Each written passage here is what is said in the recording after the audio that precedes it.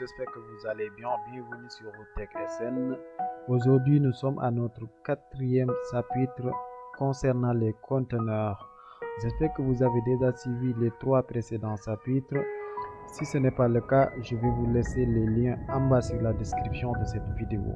Si vous êtes prêts, c'est parti. Les conteneurs. Les conteneurs, ce sont des éléments sémantiques qui permettent à structurer une page web. Et chaque conteneur regroupe des éléments de même thématique. Maintenant, il y a plusieurs conteneurs, c'est-à-dire plusieurs éléments HTML permettant de regrouper des éléments de même thématique. Mais nous, on va voir les conteneurs qui sont utilisés de manière générale pour structurer une page web. On va commencer avec l'élément header.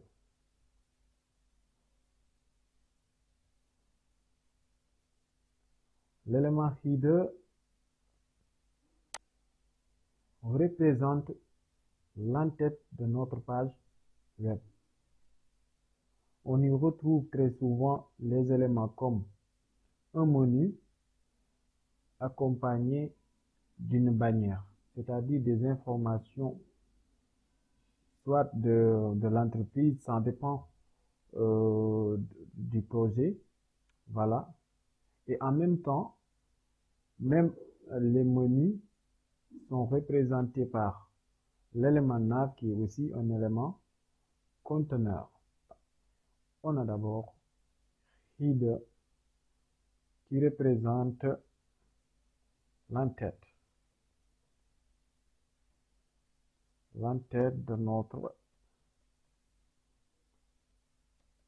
page web. Ensuite, on a l'élément footer qui représente le pied de page, l'élément footer.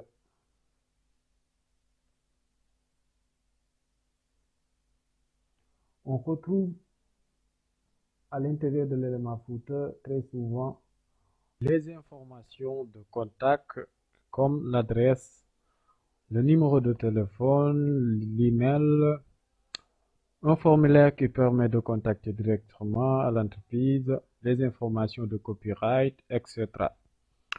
Donc, l'élément footer représente ici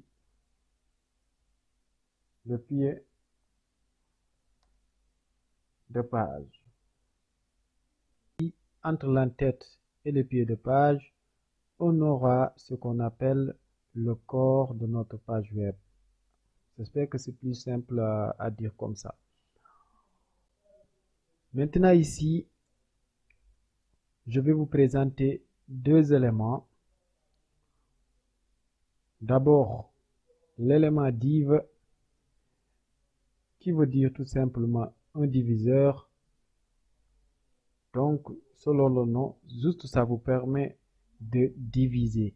C'est-à-dire, vous pouvez diviser une seule partie en plusieurs sous-parties.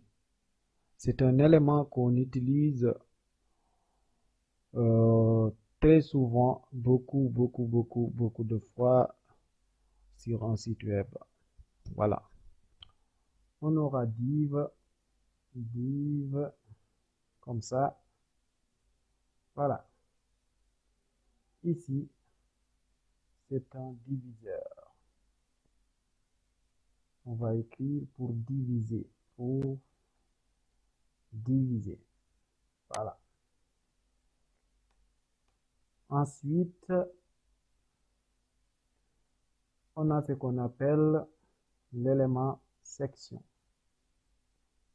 Hop. Section. Les sections vous permettent tout simplement de sectionner comme leur nom l'indique. Ça nous permet de présenter notre page web sous différentes sections. OK? Pour sectionner, section. OK? Donc ici, je vous ai présenté 4 éléments principaux qui vous permet ou bien qui ont le rôle de conteneur, ok, qui vous permet de diviser ou bien de sectionner votre site web en différentes parties. Ok, il y a l'élément head ici qui représente l'entête et l'élément footer qui représente le pied de page, le div et le section. Ce sont des éléments qu'on peut utiliser n'importe où sur notre site web.